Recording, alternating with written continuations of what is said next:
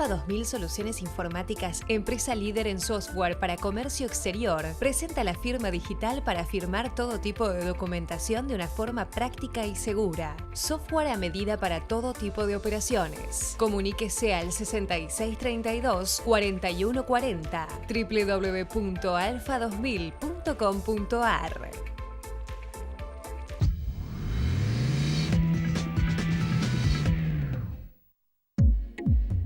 Bienvenidos a Mercado por Expertos, analizando el comercio exterior con el ingeniero Miguel Ponce. ¿Cómo estás, Miguel? Excelentemente bien.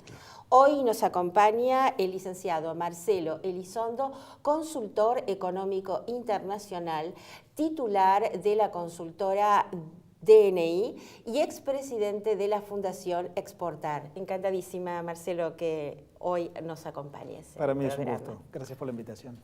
Marcelo, el miércoles pasado anunciábamos los cambios en el gabinete, anunciábamos la nueva situación que se da en el área de producción y anunciábamos también las novedades que hay vinculadas al Fondo Monetario, vinculado al cambio de país fronterizo a país emergente, y decíamos cómo esto va a impactar en la economía real, particularmente en lo que es el análisis nuestro habitual, que es el tema del comercio exterior. Hoy queríamos obviamente tenerte a vos y panorama libre. Contanos cómo estás viendo todo esto y, sobre todo, perspectivas hacia adelante. Yo creo que hay varias facetas simultáneas, no todas consistentes entre sí. Por un lado, claramente toda esta turbulencia que hemos vivido recientemente no es una ayuda. Para cualquier actor del comercio internacional, las oscilaciones bruscas en el tipo de cambio, las dificultades en la previsibilidad, obstruyen el desarrollo de negocios. Por lo tanto, lo primero me parece es que es de esperar un poquito más de calma y de predictibilidad. Segundo, en relación al acuerdo con el Fondo Monetario, eso es una buena noticia, es un respaldo, es un soporte para la Argentina, habrá financiamiento para el sector público, habrá dólares y creo que allí tenemos una ayuda.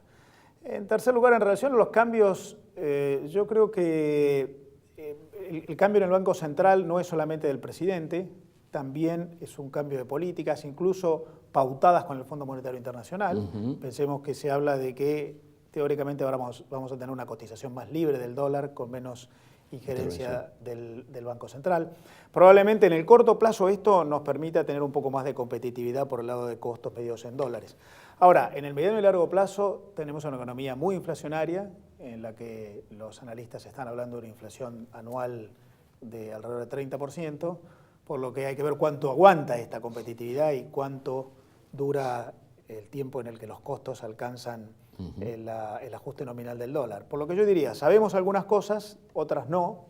Lo más importante sería, lo más rápido posible, tender a un escenario de más confort en términos de equilibrios consolidados, de menos volatilidades e inestabilidades. Hay un tema que preocupa, yo diría, no solo al comercio exterior, sino a la producción en general. Vos bien tocaste el tema de la situación que se da a partir del cambio en el Banco Central, pero el tema de las tasas, arriba del 40%, que impiden prácticamente descuento de cheques, poder pensar en actividades que superen ese nivel de rentabilidad y por lo tanto ayuden al tema productivo, particularmente a las pymes. ¿Cómo pensás que puede llegar a evolucionar ese temita? El problema de fondo que hay en la Argentina, Miguel, es el problema fiscal. La Argentina tiene un déficit de presupuesto muy alto, al cual le ha costado mucho reducir. Quizás ahora, con el acuerdo con el Fondo Monetario, se prevé algún escenario de más ajuste, pero siempre hablando del gasto primario. Así es. Y finalmente hay que pagar todo, no solamente el gasto primario, también hay que pagar los vencimientos de deuda. El origen de la monetización del déficit precisamente fue el desequilibrio en las cuentas públicas, y esa monetización fue la que generó la necesidad de que el Banco Central, a través de las LEBACs, aspire pesos. Por lo que yo diría, lo que tenemos que tratar de lograr rápidamente es un equilibrio en las cuentas públicas y, a partir de ello, equilibrios generales. Mientras eso no ocurra, bueno, hoy todavía tenés la herencia de las LEBACs. Se estima que se ha acordado que este problema de las LEBACs irá siendo subsanado a través de una serie de pases, a través de los cuales el Tesoro devuelve deuda al Banco Central, el Banco Central con eso absorbe el EVAX, mientras tanto eso requiere un proceso. Y mientras tenemos una inflación muy alta, como la que decíamos, las tasas van a seguir altas. Sí, claro. Es un recurso que utiliza el Banco Central para tratar de espiralizar aún más, para tratar de que se espiralice, para tratar de evitar que se espiralice aún más la inflación o incluso correcto, que haya presiones sobre el tipo de cambio. Por lo que a mí me parece que en el corto plazo, lamentablemente, las tasas van a seguir altas y son consecuencia de desequilibrios anteriores. Hay algo que a mí me preocupa muchísimo, Marcelo, y es la demanda de la sociedad por soluciones prontas, rápidas. Algo que has mencionado permanentemente era el factor tiempo. Y sabemos que la reactivación de la producción, la contratación de mano de obra y todas las variables derivadas de este aspecto fundamental tiene que ver con la competitividad.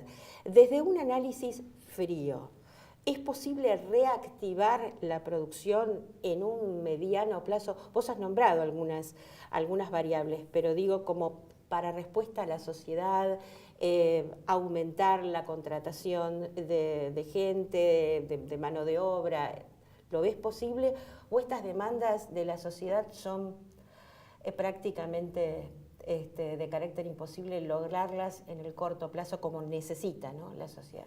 Lamentablemente el corto plazo es un momento de ajustes. En el corto plazo vamos a tener caída del Producto Bruto, vamos a tener alta tasa de interés todavía, aun cuando tenderá a ir reduciéndose, vamos a tener una inflación mucho más alta de la que estaba prevista, vamos a tener ciertas pujas dentro de la economía que como consecuencia de lo que hemos vivido en los últimos 60 días empiezan a ocurrir, renegociaciones salariales y mucho diferimiento de toma de decisiones por parte de los actores económicos. Por lo que creo 3, 4, 5, quizás 6 meses son momentos en los que no es de esperar que tengamos muy buenos resultados. El año que viene sí, yo me imagino que ya aterrizando sobre nuevos equilibrios, la Argentina puede recuperarse, incluso aspirando a que ya superemos un problema de este año que es la mala cosecha por razones climáticas. Brasil, ordenado políticamente, vuelve a crecer incluso más que este año y nos demande más productos. Y el ordenamiento de la inflación, la tasa de interés y las cuentas públicas permitan otra vez correr un poco el horizonte hacia adelante. Por lo que yo diría, corto plazo hay que tener paciencia. Sí. En mediano y largo plazo, bueno, podemos empezar a ver un poquito más de optimismo. Me parece muy interesante que un analista de carácter privado diga esto. Sí. Yo retomo lo que vos decías, Claudia.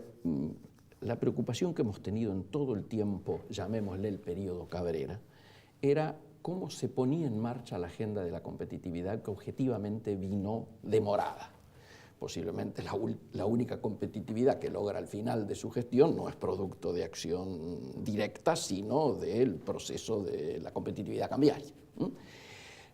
¿Vos lo ves a Dante más vinculado, a Dante Sica vinculado a políticas activas que pueda encarar todo lo que alguna vez denominamos agenda de competitividad imprescindible para, si es que además se empieza la gente a llenar la boca con la necesaria revolución exportadora?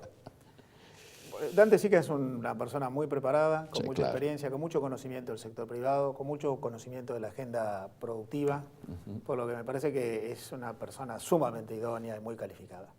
Ahora, no está solo en manos de él, porque el gobierno tiene una matriz de organización con muchos ministerios. Los temas productivos están en manos del Ministerio de Producción, en manos del Ministerio de Agroindustria, en manos del Ministerio de Energía, en manos de parte del Ministerio del Interior, que tiene a su cargo obras públicas. Y, por supuesto, en manos del Ministerio de Hacienda y Finanzas.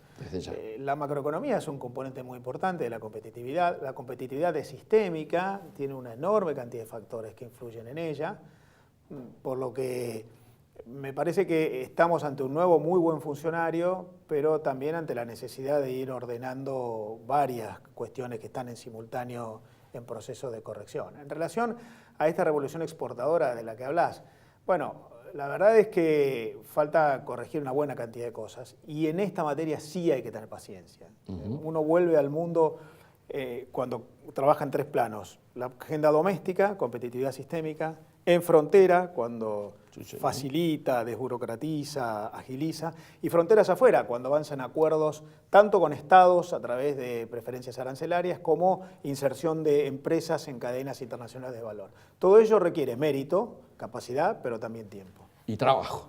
Por Mucho supuesto, trabajo. por supuesto. Estamos totalmente de acuerdo. Nos tenemos que despedir. Por supuesto. Y yo diría, primero, agradecerte, Marcelo. Segundo, vamos a estar monitoreando muy día a día lo que va ocurriendo y obviamente vamos a volver a molestarte. No es molestia para mí, es un gusto. Muchísimas gracias, Un placer. Marcelo. Bueno, nos despedimos, Miguel, hasta nuestro próximo programa de Mercado por Expertos, como siempre, aquí por Metro. Muchísimas gracias.